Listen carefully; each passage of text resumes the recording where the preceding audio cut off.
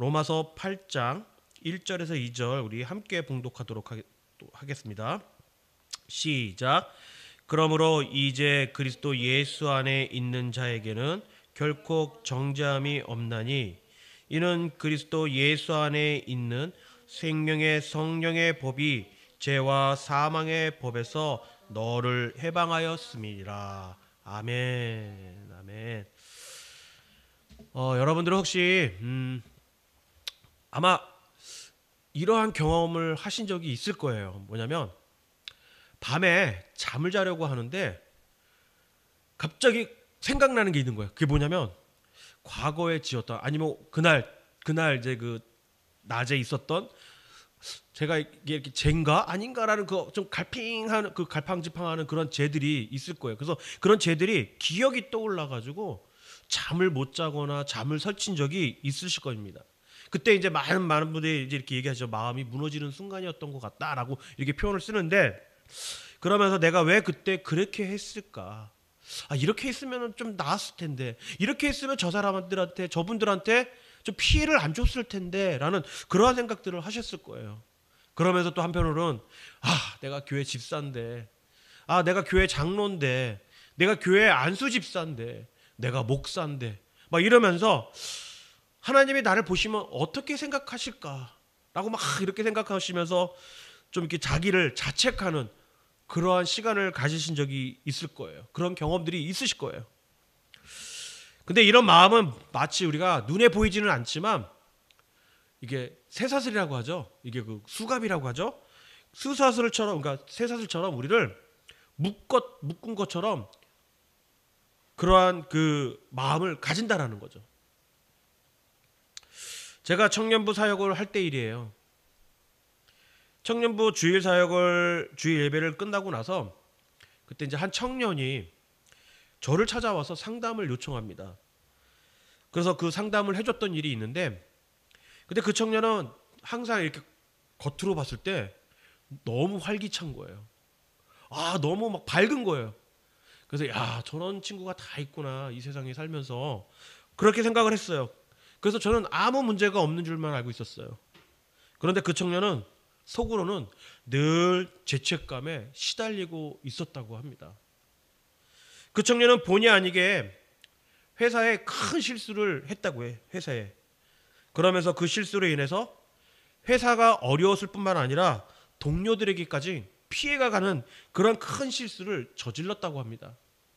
그 이후로 그는 직장 동료들은 괜찮다고 하는데, 회사에서도 괜찮다고 하는데, 늘 그 마음 가운데 속에서 죄책감으로 시달리고 있었던 거예요. 미안함으로.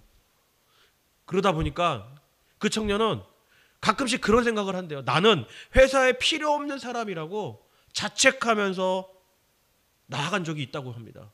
근데 이게 조금 더 발전을 하니까 어떤 일이 벌어졌냐면, 교회까지 나와서 나는 죄인이다, 나는 교회 다닐 자격도 없는 사람이야, 막 이러면서 사로잡혀 살았다고 해요.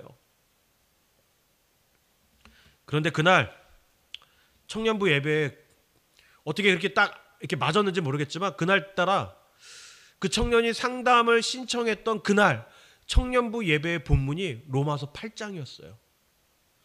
설교 중에 저는 그런 말을 했습니다. 그러므로 이제 그리스도 예수 안에 있는 자에게는 결코 정죄함이 없나니라고 말씀을 드렸어요. 그때 그 말씀을 듣는 순간 그 청년은 갑자기 눈물이 흘렸다라고 고백을 했어요, 저한테. 마치 하나님이 자기의 귀 속에다가 이제는 너에게 정죄함이 없다라고 속삭여 주는 것 같아서 눈물을 한없이 흘렸다고 합니다. 그리고 그 얼마 전에 그 청년을 다시 만났습니다. 그 청년은 그날 이후 더 이상 과거의 죄에 얽매이지 않고 예배자로 바르게 설 수 있었고, 또 교회 생활뿐만 아니라 회사에도 잘 적응해서 지금은 회사에서 인정받으며 회사를 잘 다니고 있다라고 말을 해줬어요. 여러분, 오늘 우리가 붙들어야 할 은혜의 선언이 바로 이것입니다. 그러므로 이제 그리스도 예수 안에 있는 자에게는 결코 정죄함이 없나니. 오늘 이 진리를 붙잡고 우리는 과거를 내려놓고 새로운 시작을 할 수 있습니다. 그래서 오늘 로마서 8장 1절에서 2절까지의 말씀을 통해서 우리는 죄와 사망의 법에서 자유하는 영적 원리에 대해서 함께 나눠보고자 합니다. 먼저 첫 번째로요, 정죄 없는 자유의 영적 원리입니다. 우리 다시 한번 1절 말씀을 한번 같이 읽었으면 좋겠어요. 우리 1절 말씀 우리 함께 읽도록 하겠습니다. 시작. 그러므로 이제 그리스도 예수 안에 있는 자에게는 결코 정죄함이 없나니. 여러분, 여기에 나와 있는 정죄라는 뜻은요, 정죄란 무엇입니까? 법정에서 죄를 단정해서 유죄 판결을 내리는 것을 정죄라고 말합니다. 즉 너는 죄인이야 라는 최종 판결을 내리는 것이에요. 그런데 오늘 본문에서는 결코 정죄함이 없다라고, 그러면서 예수 그리스도 안에 있는 자에게는 오직 유죄 판결이 없다라고 말씀하고 있습니다.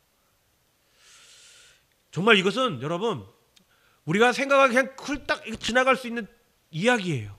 아니, 구절이에요. 그냥 다 알고 있는 구절이라고 생각할 수 있습니다. 아니, 보셨을 거예요. 이런 구절들을 몇 번이나 읽으시고 보시고 또 깨달으신 적도 있으실 거예요. 그런데 여러분, 이 말씀은 엄청나게 놀라운 선언이 아닐 수 없다라는 거죠. 죄를 지었는데도 하나님께서 그 죄를 우리에게 돌리지 않으신다라는 거예요. 요즘 세상은 어때요? 죄를 지으면 어떡합니까? 감옥을 보내요. 감옥으로 가게 되어 있어요. 유죄 판결이 나면 그 판결에 따라서 감옥에 가서 혹은 짧게는 뭐 몇 개월, 길게는 뭐 몇십 년씩, 몇백 년씩 사는 사람들도 있어요.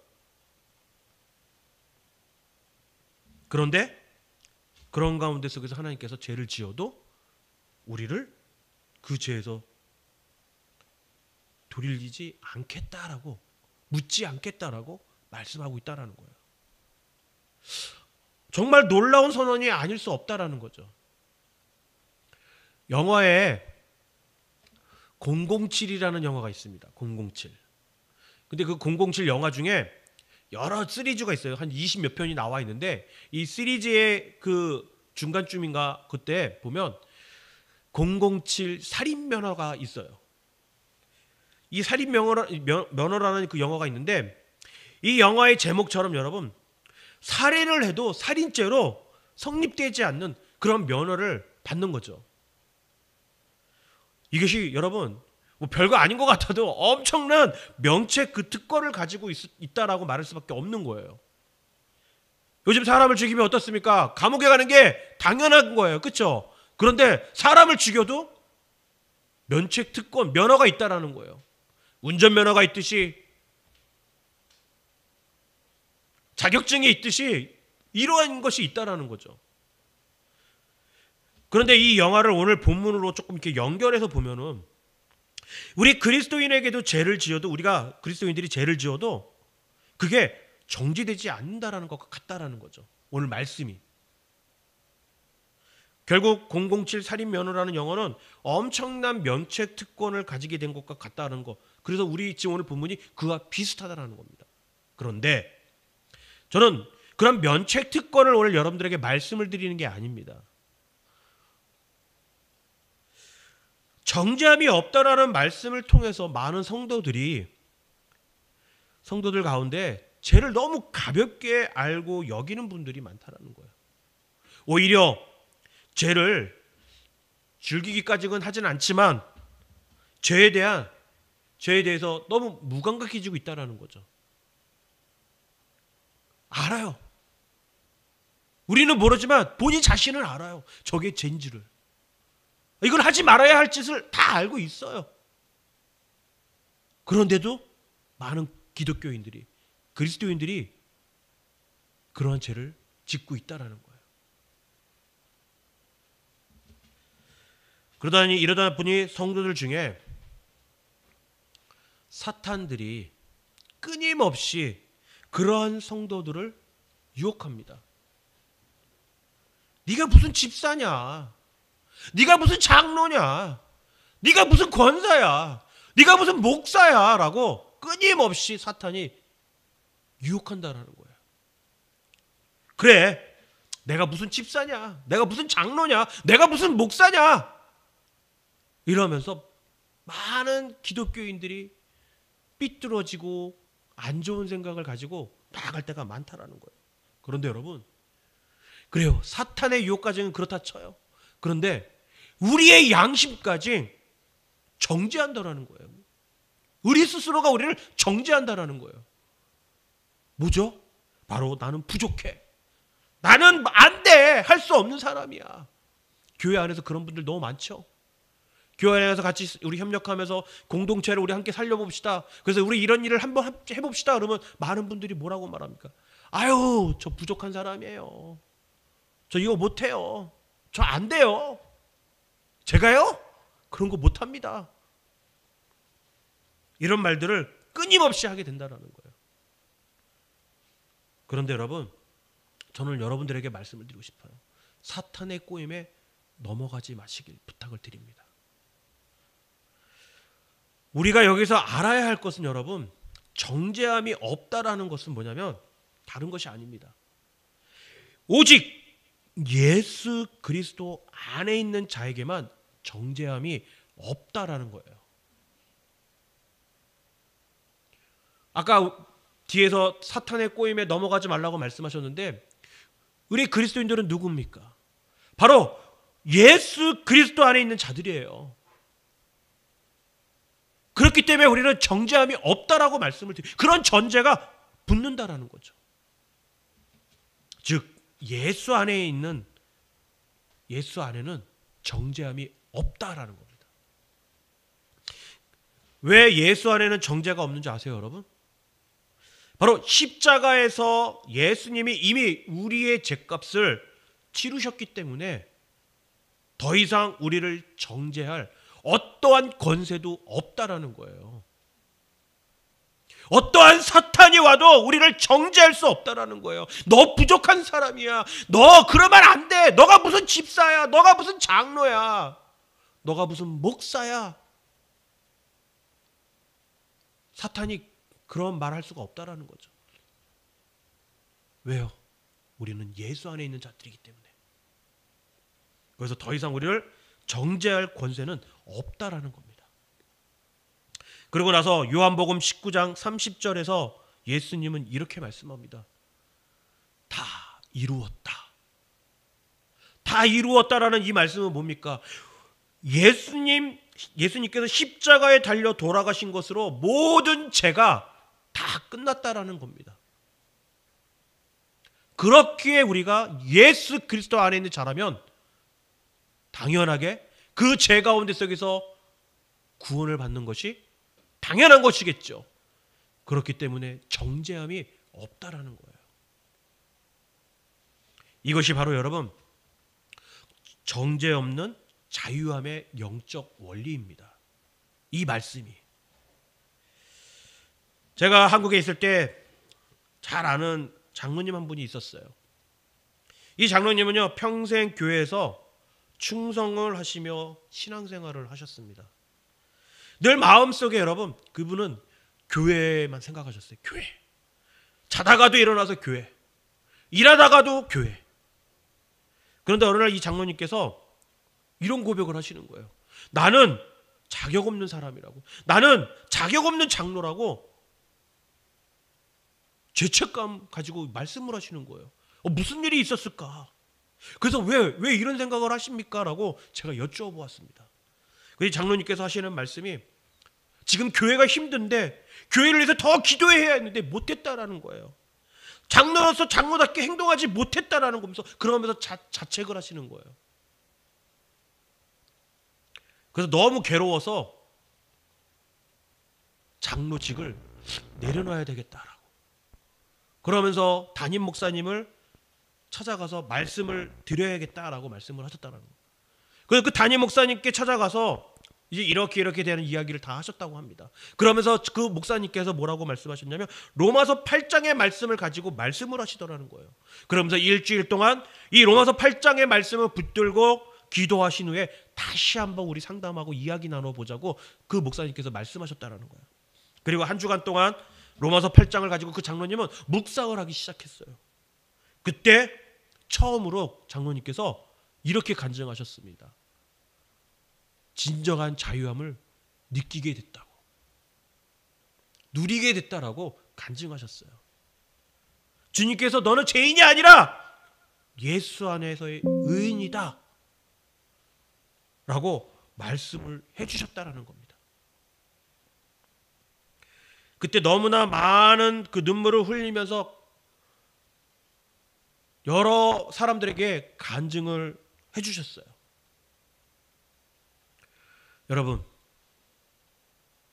오늘 방금 말씀드린 이 장로님께서 간증하신 것처럼 우리도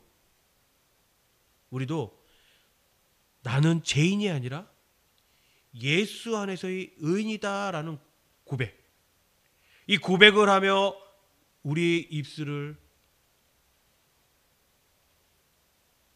고백하며 나아가는 저의 여러분이 되기를 간절히 축원합니다. 아멘. 자, 두 번째는요, 생명의 성령의 법, 영적 원리입니다. 2절에 보게 되면은 너를 해방하였음이라 라고 말하죠. 근데 무엇에 대해서 해방이 되었다라고 말씀을 하시는 것일까요? 바로 앞절인 바로 죄와 사망의 법에 대해서 해방되었다라고 오늘 본문 2절에서 말씀하고 있어요. 여기서 죄와 사망의 법이라는 것은 무엇을 말합니까, 여러분? 뭐 꼭 그것은 아니지만 이 흐름상을 보게 되면 율법을 말할 수 있다라는 거예요. 율법을. 죄는 우리를 노예로 만듭니다.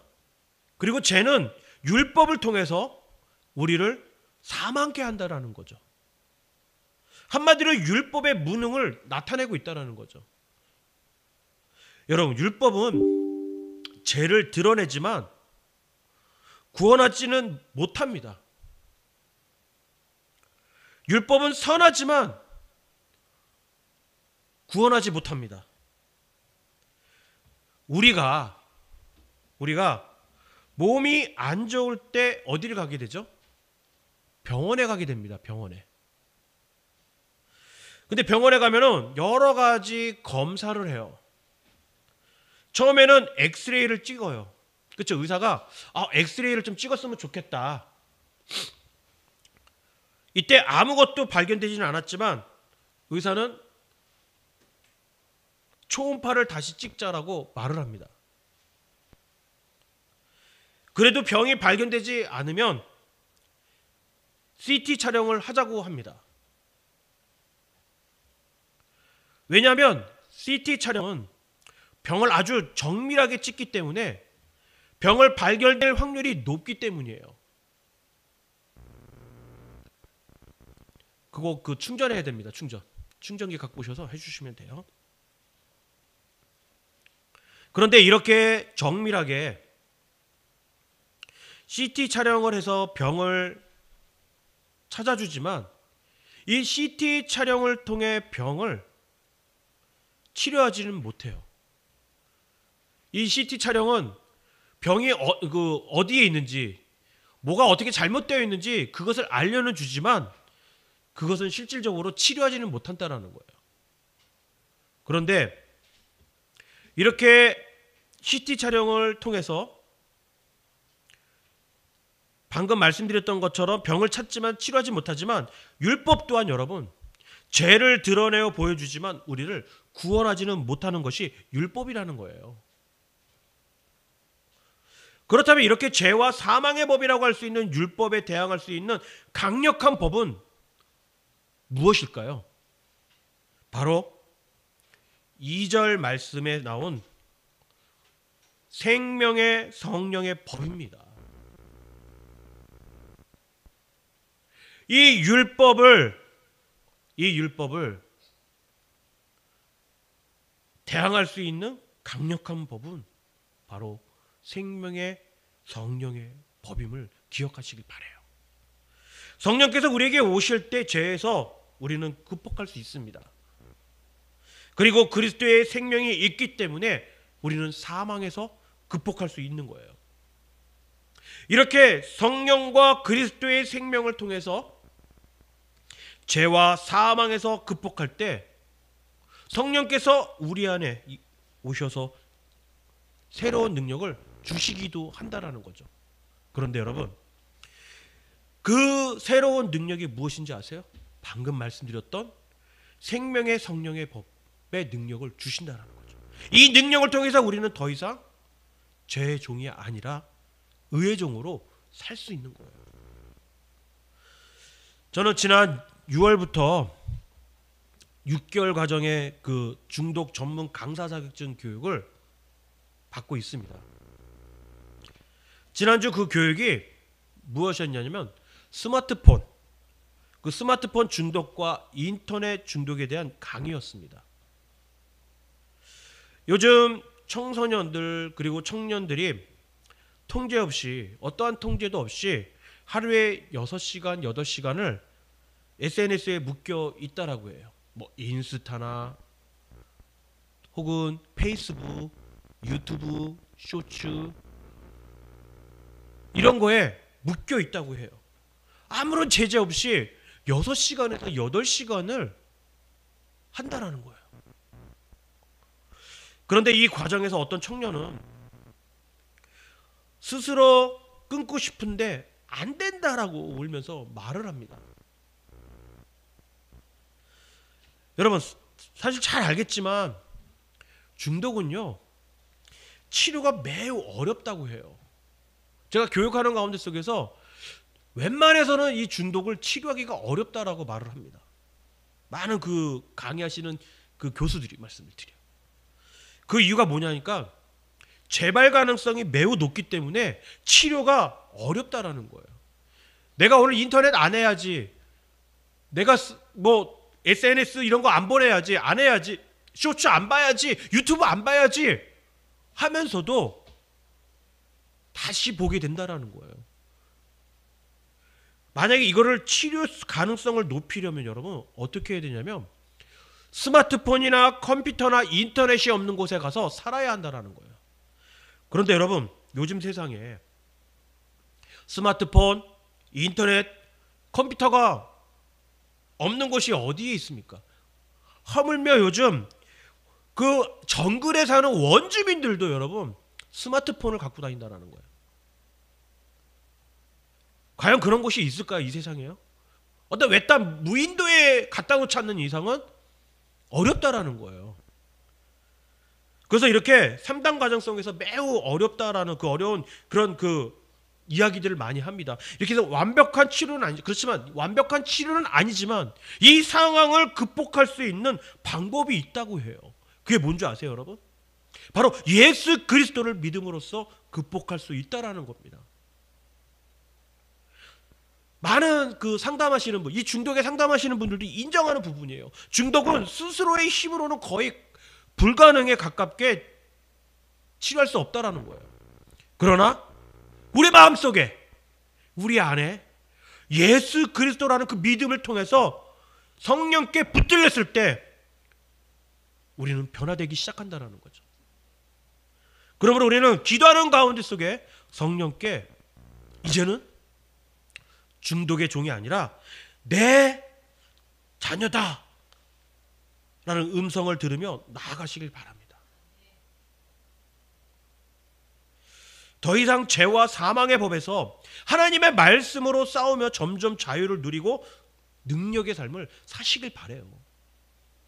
이것이 바로 여러분 생명의 성령의 법의 영적 원리입니다. 오늘 우리 말씀 가운데 속에 우리는 두 가지의 원리를 선포하게 됐어요. 첫 번째는 정죄 없는 자유의 원리입니다. 예수 안에서 더 이상 유죄 판결은 없어요.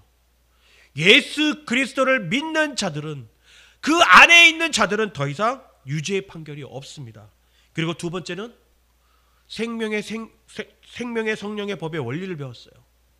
성령께서 우리를 죄와 사망에서 해방하셨습니다. 이 가운데 속에 여러분 우리에게 자유라는 것을 주십니다. 이 자유라는 것은 뭐냐면 여러분 방종이 아니에요. 세상에서는 이 자유를 여러분 뭐라고 말씀하냐면 자기 마음대로 하는 것이라고 생각해요. 내 마음인데 어때요? 그러니까 많은 매스컴에서 뉴스를 보게 되면 많은 사람들이 내가 돈 주고 내가 샀는데 뭐가 문제냐고, 내가 돈 주고 사 먹었는데 내가 이걸 어디다 버리든 어디다가 놓든 너희들이 무슨 상관이냐라고 되려 이런 반문을 한다라는 거예요. 세상은 자유를 그렇게 생각합니다. 그러나 성령의 자유는 여러분 죄를 거절하고 하나님을 선택하는 것이 바로 성령의 자유를 누리는 것입니다. 갈라디아서 5장 1절에서요 여러분 이런 말씀을 합니다. 그리스도께서 우리를 자유롭게 하려고 자유를 주셨으니, 즉 우리에게 새로운 정체성을 주셨다라는 거예요. 그리스도께서 우리를 자유롭게 하려고 스스로 십자가에 못 박혀 죽으시고 돌아가셨다라는 거예요. 우리에게 자유를 주시기 위해서. 그리고 고린도후서 5장 17절에서 또 이렇게 말씀하죠. 누구든지 그리스도 안에 있으면 새로운 피조물이라. 이제 여러분 새로운 피조물로서 새로운 삶을 주님이 주신 능력을 가지고 살아가시길 바랍니다.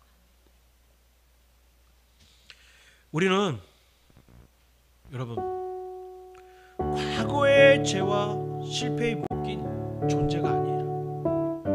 미래를 향해 달려가는 사람들입니다. 그런데 우리는 가정에서, 교회 안에서, 세상에서 늘 남들을 정죄합니다. 가정 안에서는 남편은 아내를 정죄하고 아내는 남편을 정죄합니다. 그리고 교회 안에서는 성도들 간에 서로 정죄를 해요. 세상에서는 우리와 다르다고 해서 세상을 정죄합니다. 이제 여러분 말씀을 붙들고 서로 정죄하지 말고 용납하시길 바라요. 성령의 감동을 받으며 나아가시길 바랍니다. 이렇게 성령의 감동을 받은 그 순간부터 여러분 정죄의 법이 아니라 사랑의 법으로 가정과 교회를 세워가게 될 것입니다. 이것이 바로 예수 안에서 새 삶을 사는 모습이에요. 여러분 오늘 본문은 이렇게 선포해요. 결국 정죄함이 없나니 성령이 해방하였느니라 라고 우리에게 선포합니다. 우리는 과거의 죄와 실패 때문에 주저앉을 필요가 없습니다. 오늘도 성령님께서 우리에게 말씀하고 계세요. 너는 자유하다. 너는 새 사람이다. 이제 일어나라. 오늘부터 여러분 새로운 시작을 하시는 은혜가 있기를 축복합니다.